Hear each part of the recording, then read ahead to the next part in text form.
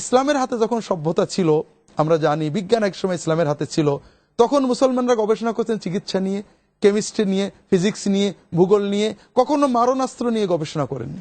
এখন বর্তমানে বিজ্ঞানের মানুষের মানব সম্পদ ব্যয় হচ্ছে 12 আনা, 14 আনা বা 15 আনা বিজ্ঞান মারণাস্ত্র আবিষ্কারে। আমি একাই সব মারণাস্ত্র আবিষ্কার করব, কাউকে আবিষ্কার করতে দেব না, অর্জন করতে দেব না। এই হলো আধুনিক সভ্যতা। যে অস্ত্রের জন্য যে পরিমাণ সম্পদ ব্যয় হচ্ছে মানুষের রোগ ব্যাধি কমানোর জন্য, চিকিৎসার জন্য, তার শতভাগের 1 ভাগ ব্যয় হচ্ছে না। এই জন্যই সত্যিকারের মানবিক জ্ঞান, ধর্মের জ্ঞান, আল্লাহর ভয়ের জ্ঞান এগুলো মানুষের ভিতর কমছে। অন্য হাদিসে, এই হাদিসে রাসূলুল্লাহ সাল্লাল্লাহু আলাইহি ওয়াসাল্লাম আরবদের ভিতরে যে বাড়ি বানানোর প্রতিযোগিতা আসবে বলেছেন। এই রকম কয়েকটা মজার আলামতের কথা আমরা হাদিসে পাই। আজ থেকে 20 বছর আগে বুঝতাম না, কেউ বুঝতো না, কিন্তু এখন বুঝতে পারছি। একটা হাদিসে রাসূলুল্লাহ সাল্লাল্লাহু আলাইহি ওয়াসাল্লাম বলছেন, হাদিসটা সহিহ, লা তাকুমুস সাআ হাত্তা তাজুলাল জিবালু আন আমাকিনিহা। হাদিসটা 1000 বছর আগে, 1500 বছর আগের থেকে হাদিসে রয়েছে। আলেমরা লিখেছেন, কিছু বুঝে পাননি, বলেছেন শুধু। এর অর্থ, যতদিন না পাহাড়গুলো তার স্থান থেকে সরে যাবে তার আগে কিয়ামত আসবে না। কিয়ামতের আগে একটা সময় আসবে যখন পাহাড়গুলো তার স্থান থেকে সরে যাবে। পাহাড় কি করে সরবে? আলেমরাও বুঝতেন না, আমরাও বুঝতাম না। আমরাও 20 বছর আগে বুঝিনি, তখন এটা ছিল না। এখন মক্কায় গেলে, সৌদি আরবে গেলে বোঝা যায় যে পাহাড় আসলেই সরেছে কিয়ামত কাছে। গত 10 বছরে মক্কা শরীফের পাহাড়গুলোও নেই, কেটে কেটে কেটে কেটে কেটে নিচে গর্ত করে সেখানে নতুন বিল্ডিং হয়ে গেছে। ঠিক আধুনিক বিজ্ঞান পাহাড়গুলোকে সরানোর প্রযুক্তি দিয়েছে।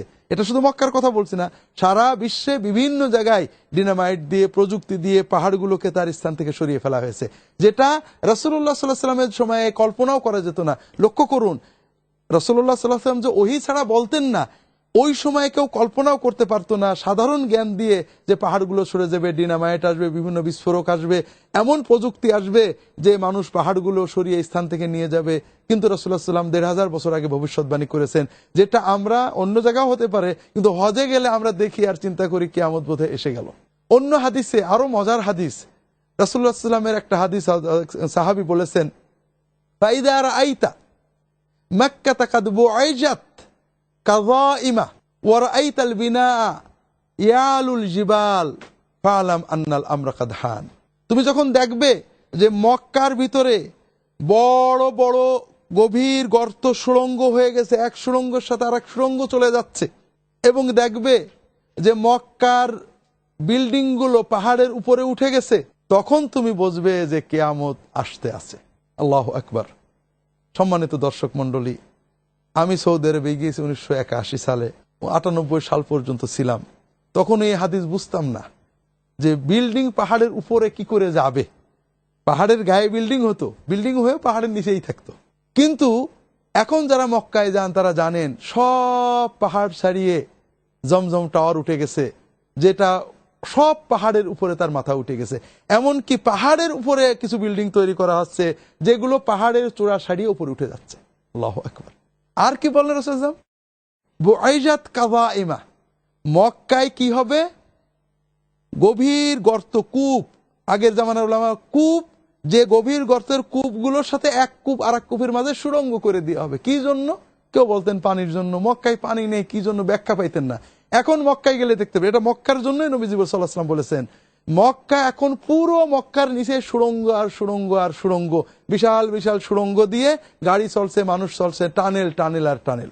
দেখে মনে হয় যদি 1500 বছর আগের হাদিস বইগুলো পুরনো পাণ্ডুলিতে না থাকতো, আপনারা বলতেন হয়তো হুজুরে এখন বানিয়ে বলছে। হাদিসগুলো রাসূলুল্লাহ সাল্লাল্লাহু আলাইহি ওয়াসাল্লাম বলেছেন 1500 বছর আগে। এই 50 বছর আগেও মানুষের বাস্তবতা বুঝতো না, কিন্তু এখন আমরা দেখছি সত্য এগুলো ঘটে গিয়েছে।